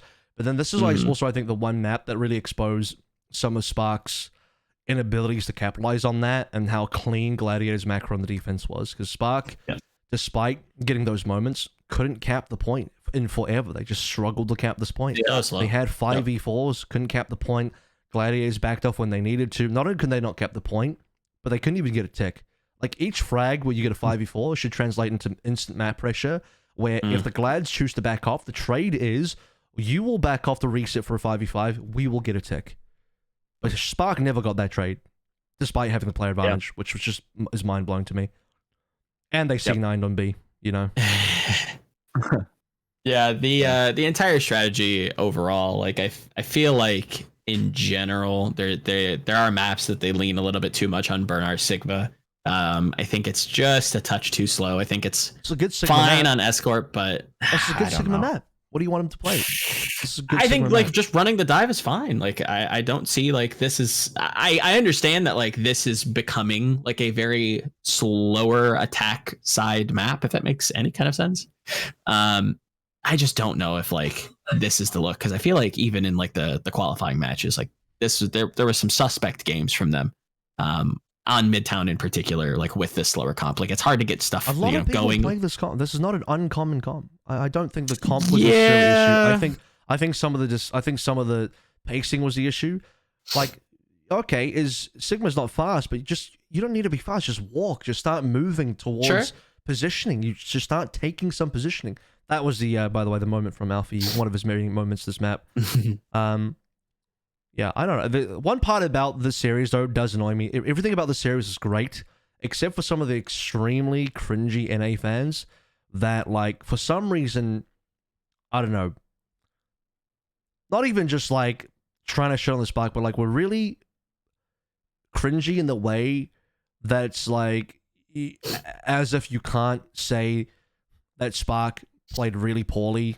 Here's the thing, like, they'll say you're biased, even though the criticism was like, oh yeah, Spark played like shit on Midtown. It's like, oh, clearly biased for Spark. I'm like, motherfucker, I'm criticizing the Spark. Are you deaf? Are you deaf? Like, I'm saying they played like shit, and you're saying that's biased. You are actually stupid. I'm sorry. You're like, you don't understand English. It's clearly not your first language. Like, how do you even get to that conclusion? Unbelievable. That's the thing is, you're not giving them what they want. They want you to, like, mauled in front of the camera because you're the APAC guy, and you gotta squirm now. I do it for clicks. Like, I don't even give a shit who wins. People think I'm invested. I just want to see good Overwatch, which is why I love this game. Sure, yeah. And I legitimately didn't care who won. Like, as long as we got good Overwatch, that's all I cared about. I don't have a dog in the race. People think I have like actual stocks invested. I don't give a fuck. Like, Glads are actually sending me merch. When I actually get there, you'll start to see some shilling. You know, I'm really bribable. I'm extremely bribable. Also, Shock finally followed me, so you know I've also been bribed in that direction. So you know, I'm getting bribed in all sorts of different directions now. So don't worry about it. What's it with casters tracking who they are followed by? That's like a weird disease that I've heard like 5 people tell me. I don't know. You're about to see the C9 coming now, I think. But anyway, yeah. You motherfuckers really are like superheroes from The Boys, right? Like you're tracking your ratings and everything. I've never you seen The Boys. I should really watch The Boys, but I've not seen it. Maybe you shouldn't. They're all about to walk away from the payload. Unless you want to hate watch with me. Yeah, maybe we'll stream it on Amazon Prime. Hey, Prime viewers, let's get it. Let's move through the Dorado and talk a little bit about the other things, and then quickly get into the Shock game because that's really important because we still got to do some previews in the act. We got about 25 minutes left, so let's get into it a little bit harder. This was like the Shy map. This was like really the map where Shy proved in my mind that he is without a doubt the best Sojourn in the league. Right? Any naysayers on that? Am I crazy about that? Yeah. I'm okay. Are you doing the thing where you say he's the best and then in your mind exclude Proper? Proper doesn't really play this hero. Proper barely plays this hero. Like you saw him fucking wipe an entire team with that hero. Like wiped Shanghai Dragons who didn't fucking turn on their monitors in a situation where they were already down 0-2. In a situation where Flitter was on 0 fucking kills, by the way. Did you know that? Yeah. 0 final blows, FYI. This is Flitter MVP 2020, just so you're clear. Yeah, he's slapping toddlers around. He's that guy in one of my favorite clips in the fucking the ball pit. And he's got those like foam things, and he's just like yeeting these foam things at children, ragdolling them across the room. I love that clip, by the way, because it's violence against children. In any case, legally, because none of the kids got hurt. They look like they enjoyed it. Yeah, look, I'm just saying. I think there was some. I don't know. Here's the other cringy thing about NA fans is they can't just appreciate other good players and other good things. So like, if I'm saying Shy's really good, they get really upset about that. You know.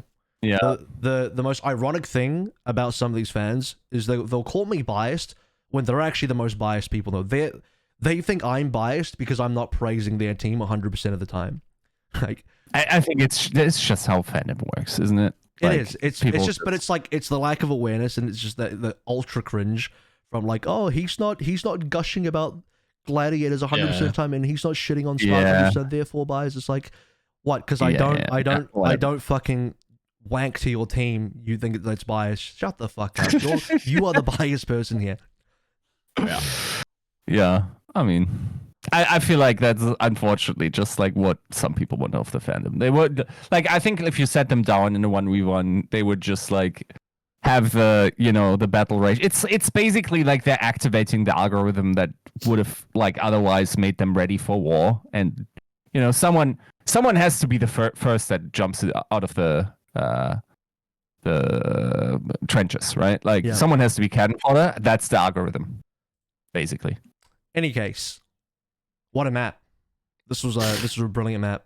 I think it's a little unfortunate because I think it exposes Arns maybe a little bit here, maybe just a little bit, but maybe it's hard to do much of when Shy is on this level. Yeah, very difficult, very difficult. I think also what this just showed me that like that the Gladiators have the class to win a series like this is giving me like high confidence that they are probably currently not only the favorites here but the best team in the world.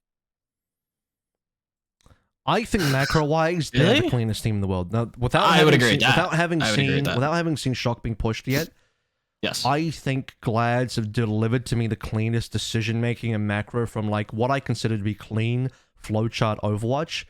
They were far cleaner than the Hangzhou Spark.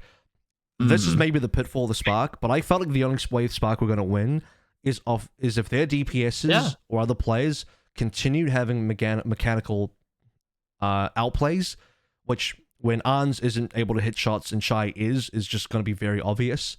But when it comes down to, okay, is there a way where we can level out the gameplay due to team macro?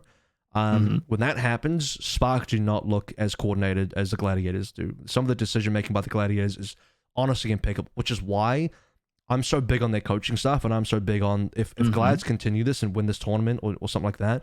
Yeah, I think Fake's taking over on the head coach role is you can't ignore that. You really can't ignore how big that is for the team, because this team is unbelievably clean in how they play. 100%. I don't know that I would necessarily I don't know that they're the best mechanically. I think like you can comment on how much playmaking potential that this roster has at every level, like even their bench. Like you can bring in Skewed, you can bring in Astro, obviously, like we saw in these last two games or last two maps rather. You don't see too many people, like, to circle back to what I was talking about with main supports, like you don't see too many people like making plays as main support. But Funny Astro is built different. Yeah, you know, people like Xerneas are built different. Then you know, you say that's like those are plus ones main supports. Say it's not even the highest mechanical team, but then you have like Kevster and Asher and Reiner and Shu and stuff on this team, and Pan in his good moments, and you know, I'm sure Arns can pop off in his time again. Obviously, didn't show at this matchup, but you know, given some moments, maybe. I until I see Shock, I need to see Shock versus Glads again. We're gonna get that today, obviously, but I need to see Shock getting pushed the way Glads got pushed here, because that's what makes a team. That's because you're right, Yiska. Yes. Seeing Gladiators get pushed like this to a map 5 when they're literal backs against the wall and they have to play out of their minds on all levels, mechanically and strategically, to get out of that pit, that's the mark of like truly the greatest team. Like, and that's what I think is the most impressive thing about the Gladiators. Yeah, they have great mental, and also like we don't like I think like often like mechanically like talking about whoever the best team is. It's a very wide subject. What I am confident in is that they probably have the best backline in the world, right? Oh, I would have said that before the season. At the end of the season, I think you did. The only team I felt like that had a comparable backline, and maybe even a better backline, was Easy Lee Jagon. Sure. Bebe just exists. He's there. But given the fact that I don't think that, well, Shanghai have just struggled a lot this season. Easy Lee Jagon have had good moments, but they've also had some really questionable moments as well this season. Now, you know, without a doubt, I think Lads have the best backline in the world. I already felt like they were either first equal or first preseason. Now I'm convinced they're just first. Yep. Without a doubt. Yep. The fact that like you have, again, like I can't iterate enough like how important it is to be playmakers in this video game now. Like, to circle back to what Yiska was talking about with 5v5, like support's weak. Yes, support's weak, you know. Shout outs to the real ones who remember that one. Main support, you know, bench them, get the flex supports. But you have people like Astro, you have people, you know, that are coming in and showcasing what Lucio can do. Support's weak, hard to argue. Unplayable, literally bad game. Give me Overwatch 1. Let me shoot kills for 20 minutes. Who's asking for that? Like, stupid people, extremely dumb people. That's crazy to me. More people than really should be asking for that. Yeah. Anyway, what a clutch map. Yeah, Funny Astro had insane moments on this map, and I think he ended with like more damage and like he actually did. I don't remember final blows than Patty. No, he had more damage than Patty on the last map. That's really nuts funny to me. Especially like when Patty kind of comes out and clutches to like win and just like nail in the coffin that last fight. Yeah. Like I don't know that I would expect that stat to be the case, but again, it just shows, credit to Astro. It just shows Funny Astro's. Yes, it's nuts. In this team, as soon as he comes in, I mean, it's no slight against Skewed. I think Skewed is a great player, and he showed that on like Midtown especially. But when Funny Astro plays as Lucio, and it allows you to up the pace of the team and gives you this extra look that Spark aren't going to be able to do. They don't have an extra look like this that they can just pull out. Yeah, it's a big difference maker. So really looking forward to Glads. I think this is a finals quality team. And I'll be interested to see if Spark can bounce back and, you know, either make a good lower bracket run. I think Spark have the quality to be at least third this tournament, right? What do you guys think? Say that again? Spark have the quality to be at least third. Oh, without a doubt. Like, I feel like there is like a clear hierarchy now. Like, I know that, you know, coming into this, like I was pegging like Shanghai, Seoul, and Glads to be like the top 3. But right now it feels very clear to me that like Spark, Shock, and Gladiators are actually the top 3. Yeah, I think those are the top 3 for sure. Let's talk about a couple of those teams though. Shock versus Shanghai. Now, we still got previews, so let's do this in 6 minutes because then we get 10 minutes left to do previews. Yeah, I feel like this probably won't take too long to get through, right? Because it's a pretty quick game. Who wants to rip the band-aid off first? Yeah, this was a little bit of a mess. I don't think Shanghai played particularly well. I think that's fair to say. Lip was kind of quiet. Fleta. I'm actually kind of interested to hear your opinion on this, AVRL. Doing some review like in the qualifying matches, it felt like Fleta was kind of disjointed for this team. Kind of was like slower on the rotations. Kind of like didn't necessarily have the. I don't know. I don't know if I can speak to that. I feel like he had as with everybody else in the first two matches, was really rough. But then he started catching up. He really started catching up and looking a lot like his old Fleta self. I remember there was a specific Shanghai game where afterwards we're like, boom, there it is. Fleta is the meta. Yes. He's back, baby. But then I don't doubt that he's mechanically there. Like we've seen those flashes, and we remember what Fleta can do from all these seasons past. I don't think anybody's going to, discredit like how good he is. But for whatever reason, I look at and it's maybe not a fair comparison just because Proper like is this like demented, crazy, like just coming for your lives, so crazy good. You know what this is? This game, this entire 3-match series is the Proper shutting down Fleta and even Lip and the whole of Shanghai Dragons and beating them the way Faker came out in Season 3 and beat Ambition. Yeah. I'm saying that right now. This is that Faker moment for Proper. He's the young rookie coming on through. Ambition's the top player. Ambition's like the guy. And Faker just comes out and fucking... You know what I'm saying? That's the Proper Fleta conversation we're having. I don't think like to play within that narrative. Like I don't think Ambition's bad, but it's very clear, at least to me. That's the passing of the torch moment, though, right? But he 100% must come back though in order to have a rise moment, and I think you very well could see that. I think that Fleta has more left in the tank, but for whatever reason, it feels like he is just slightly behind in terms of like in-game sense, the game rhythm. Like you look at Proper, and he's just everywhere he needs to be all the time. Fleta's like having to catch up to these fights or having to like, reposition. Like there's something just intangible about the way that he plays because you see him like land these sticks. He has all these crazy stick rates. He's getting these assays. He's getting the 2Ks. Like it's more of an in-game sense thing. I also love it when people say I'm biased against the Shock when I spent the whole game shitting on the Dragons, saying how bad they were and gushing over Proper. And the fact that I'm the guy who, hey guys, who started the Proper hype train? Hello. You're looking at him. Yeah, you're the conductor. Sit the fuck down. Yeah. I conducted that train. Your motherfuckers keep forgetting who it was. Okay? O2 Blast. The train whistle. O2 Blast right here. Sit down. Anyway. Yeah, nothing. This was a rendition. Like you can play that at the Rookie of the Year award show, right? Like yes, you could play this entire match. Oh, I'm getting the clip. I'm getting the clip from the O2 Blast Grand Finals where I said he was going to be Rookie of the Year, and he's just proving it. He's just never had his Proper's worst game in the season is like a great game for a 500 player, for just an average player. That's like an insane game for a 500 player. That's Proper's worst game. And like the flexibility that he's doing it on, and like the consistency that he's doing it in, like it's crazy. Like I cannot understand how bonkers this is. And that's it almost doesn't make sense, right? Like no, it shouldn't. This shouldn't be possible. You should not be this good. Let's also consider here we are. Sorry, let's also consider that I think a couple other things were really great. I think I had compliments towards Violet's Anna here on this map that gave them some opening picks. Finn had some brilliant opening pick damage as well, stuff like that. Great volleys. I'm surprised by this diva. I said on the cast that I'm not convinced by the diva, and that's not even just my opinion.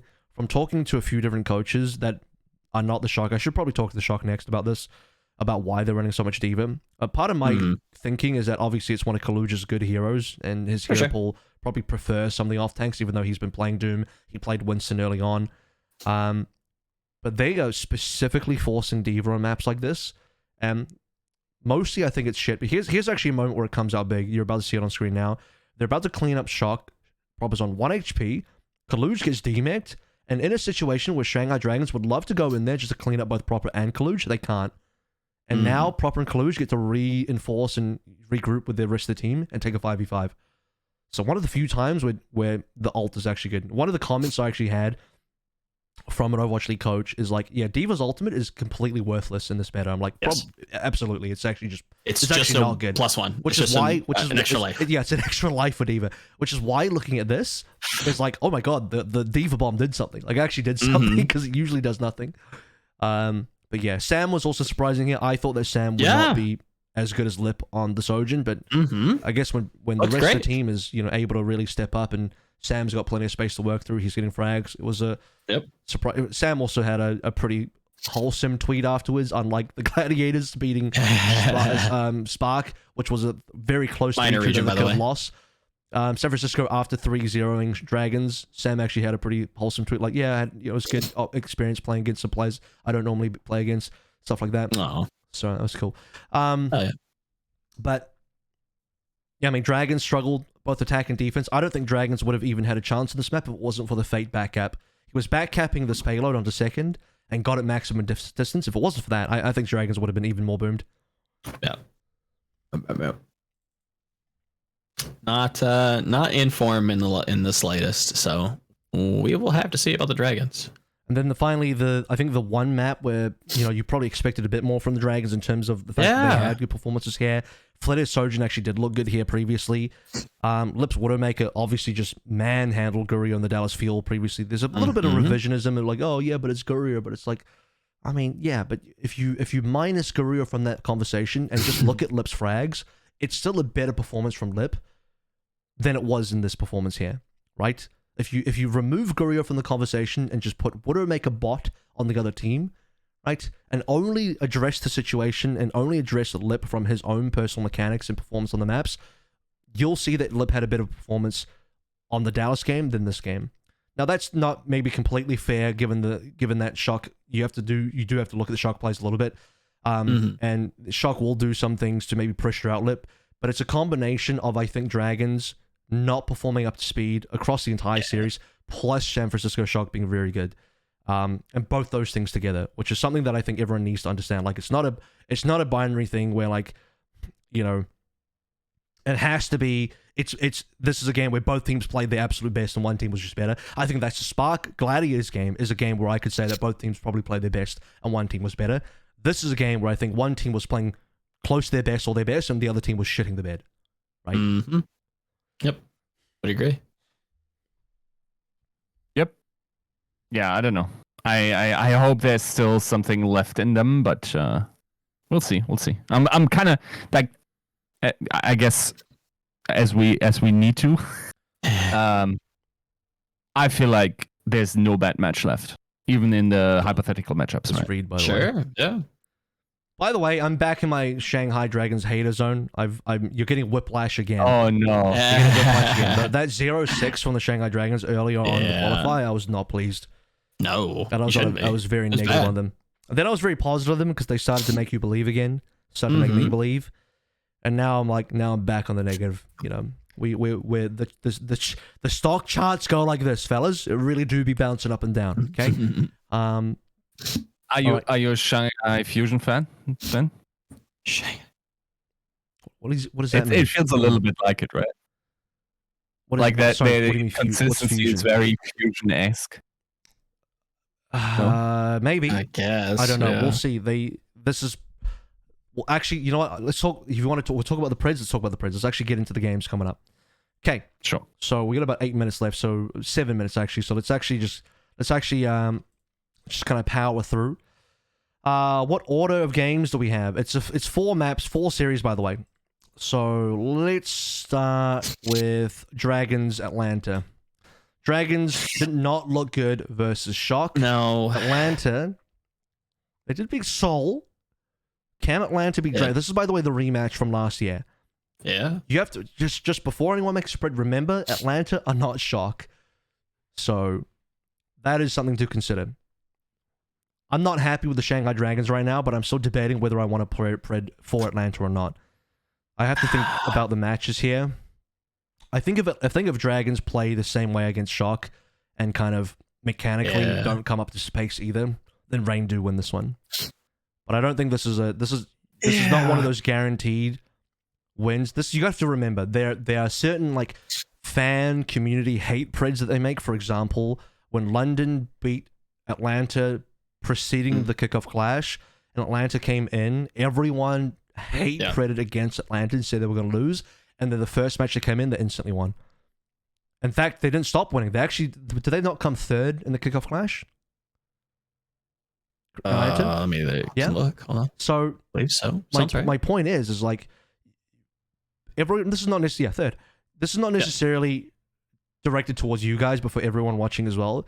Be very careful not to hate Pred a team just because they looked shit one game, because then you get into the situation where like they bounce back. So given 100%. That though, I'm still not too sure who to Pred. This one seems weirdly 50-50 for me. Yes. I think if Dragons played better against Shock, I would still Pred Dragons. But this one's a much more of a coin flip than it should be for me now. So I actually don't know. I think I default a lot of the time to like the mean, and I do believe that Atlanta like is performing very well, and I suspect that Venom is going to be like an extremely big key factor for Atlanta to go deep in the series.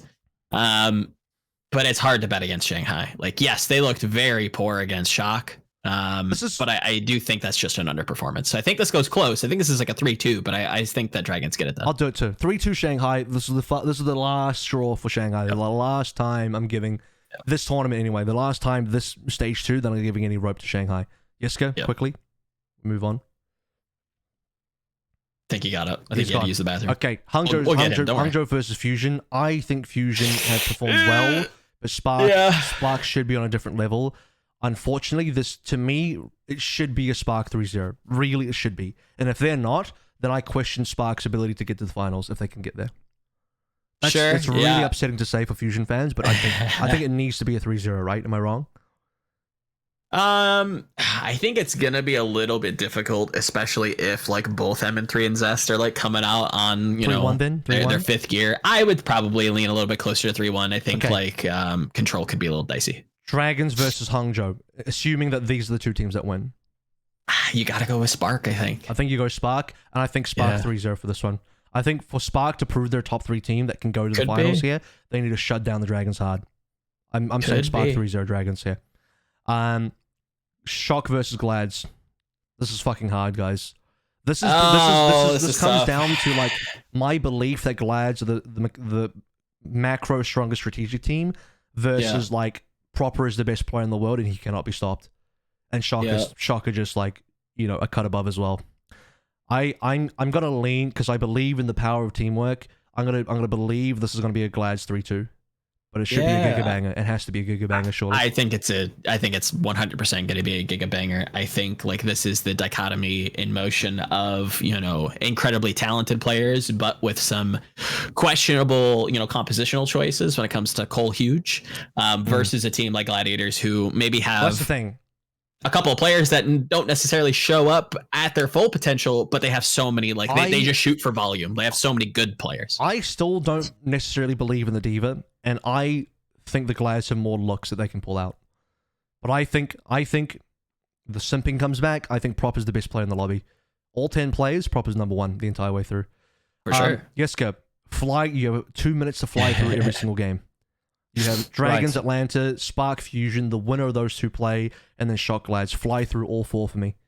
Very quickly. Okay, so Shanghai against Atlanta, that's a Shanghai. By what? Might be controversial. By how much? I think a 3-2. I don't have much. We're lying. We all went 3-2 here, by the way. We all Spark Fusion. For Shanghai? Interesting. Yeah. Spark Fusion. Then Spark Fusion. I think it's Fusion again. Interestingly. Spicy. Okay. By how much? Close one. 3-2. You think Spark will underperform, or you don't trust Spark here? You have more faith. I think Philly just has like something to say in that matchup, and like I don't hate it. Yep. All I'm gonna say is whoever wins out of this matchup better go all the fucking way, or I'm pissed. Yeah. I agree. Speaking of going the way, Fusion versus Dragons. I mean, you better go all the fucking way. I think like you'd be stupid at this point if you credit Shanghai against Philly. So I'm going like almost 3-0 Philly or some shit. Mm-hmm. Shock plays Glads. I am going Glads. I think that's a 3-2 Glads. Then Shock would go down into the losers bracket against Philly, upon which point they will unfortunately win against Philly. And then we'll get a rematch in the final. and then Glads just win. Yep. Would agree. Okay, well, that does it, guys. That is episode 250 done and dusted. We will see you next week. If you are on the stream live with us right now and not watching from the future, I hope you stick around for the co-stream as well, because the games start now. Catches, goodbye, and welcome.